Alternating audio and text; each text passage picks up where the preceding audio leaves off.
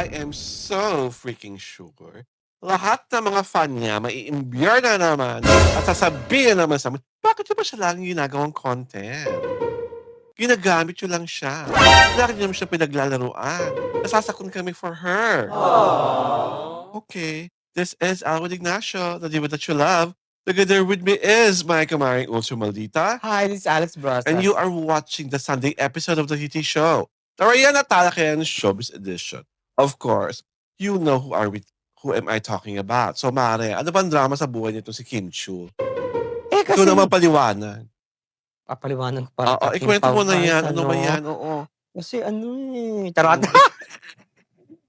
Kasi, during the last leg of their Kim Pao World Tour, This is where? In Canada? Canada yata. Okay. I Basta don't know basta the last leg of your world tour. parang there was a game. Okay. Parang Q&A. Mhm. Diba? Where the host asked them, which do you follow? Heart or Mind. mind? Okay. Anong sagot ni Pao? Sabay silang sumagot. Sabay.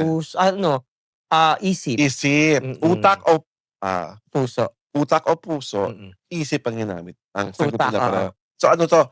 Sabayang bigkas. Isip. Ganon. Parang gano'n. Okay. Ano ang paliwanag? May nagpaliwanag si Paolo? Hindi, nagpaliwanag si Kim. Anong paliwanag ni Kim? Ang paliwanag ni Kim ay, tawag dito. Teka muna ha. Isip na ang ginagamit niya itong mga panahon na to kasi Kakasunod ko sa puso ko, minsan, namamali ako. Sana this time tama na. Oh. Very di ba? Very telling. Very The telling. signs are all there. Mm. It's written. Mm. It is shouting. So ngayong utak na ang ginagamit niya.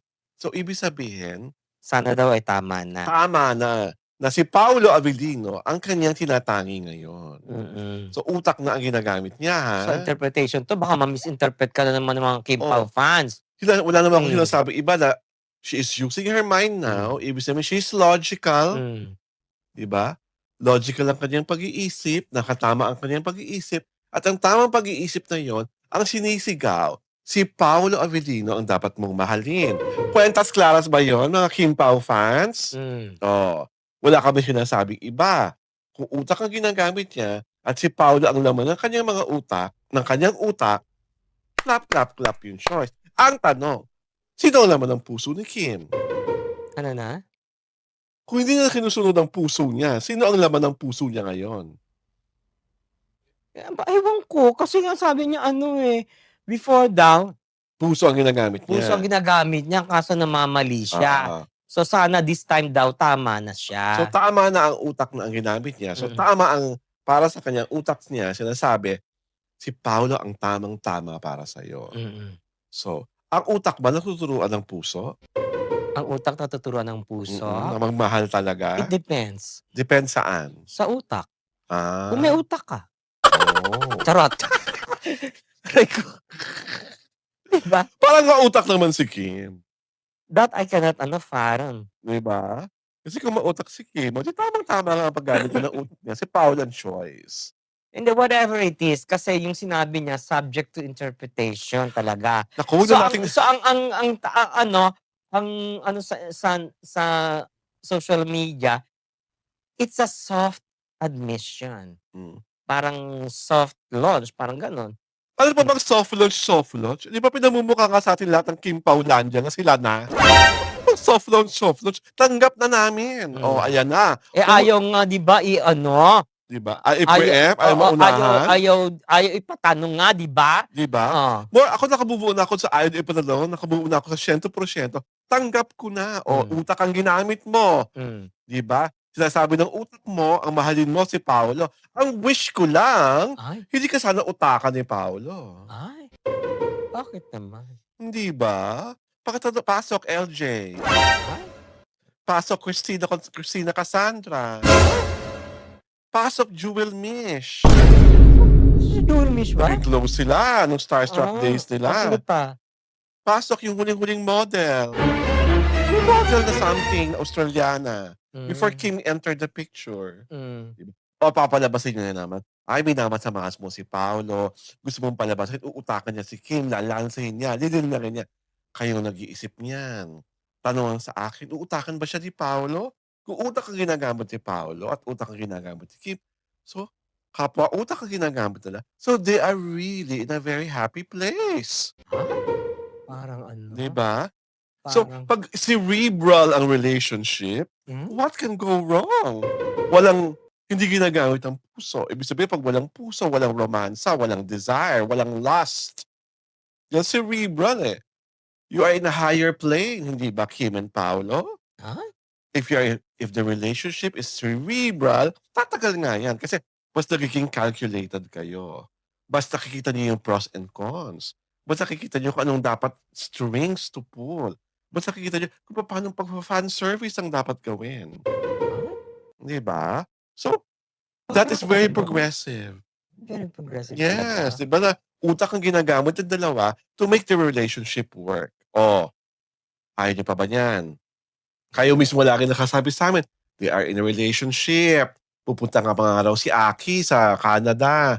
Magmi-meet the parents sa Canada 'pag Hindi, pupunta sila sa oh, US. kung saan man sila pupunta, magpupunta man sa US, sa Canada o kung saan man, ibig sabihin nun magmi-meet the parents na, magmi-meet the son. Oh, kasi kung utak ang ginagamit, nakaplano yan lahat. It's not a spur of a thing decision. It's a spur of a moment decision. Pinag-usapan niyan, pinag-aralan, kinalkula.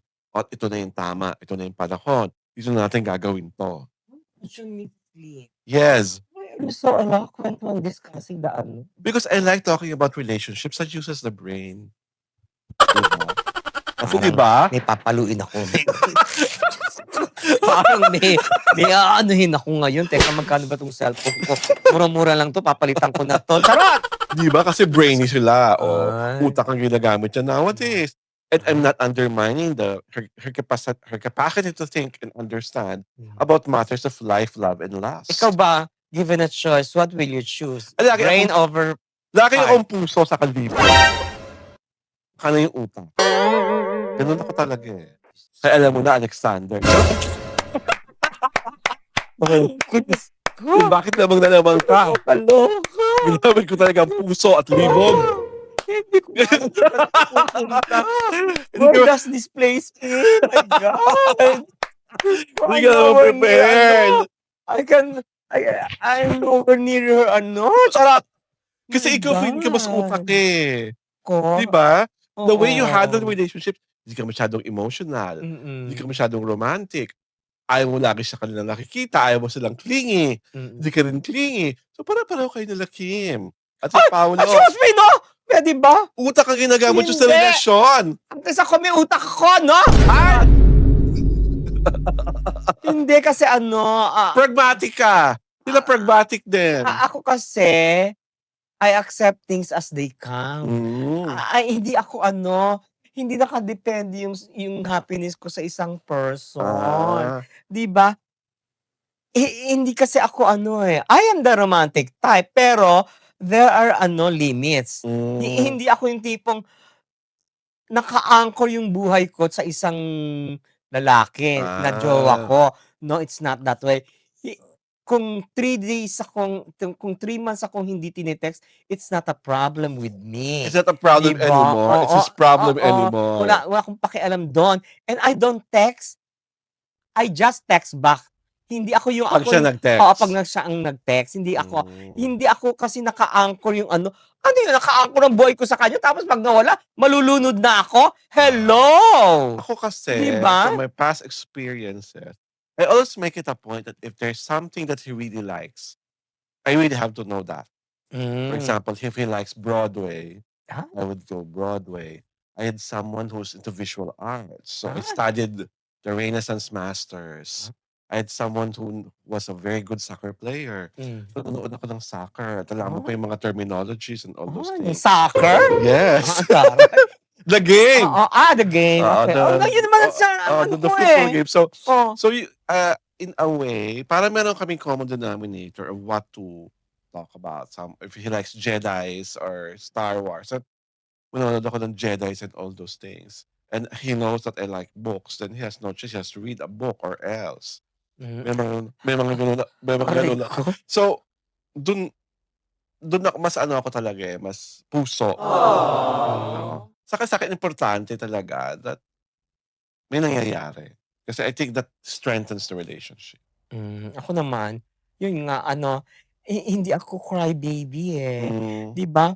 Ako talagang sinasabi ko sa kanila, kung ayaw niyo na just say I'm going out, ayoko na, 'di ba? Gano'n lang. Ako naman 'pag Very nakipag-break, practical lagi ako. ko like a lady till the end. Hindi mo ako makikitang nagbe-breakdown sa harapan ko. Oo. Pero magbe-breakdown ako sa harapan ng mga friends ko. Kunyari, Ah, nakasakay tayo sa taxi, bigla na akong iiyak. ay, Naka-Starbucks tayo, umiinom ako ng kape, bigla ko narinig yung theme song namin, iiyak ay, ako. May Diyos gano'ng ko. drama ko sa buhay, 'di ba? So, ano ba 'to? Relationship reveal na ng mga past relationship namin dahil diyan, inaanyayahan po namin kayong manood sa Kitty Show tuwing Sabado at Linggo, 4:00 ng hapon. Kami po ay tinatanghal sa aming YouTube channel sa Diaryo Tirada at syempre pa sa Diaryo Tirada Facebook page. Ako po si Alwin Ignacio, ang Diva That You Love.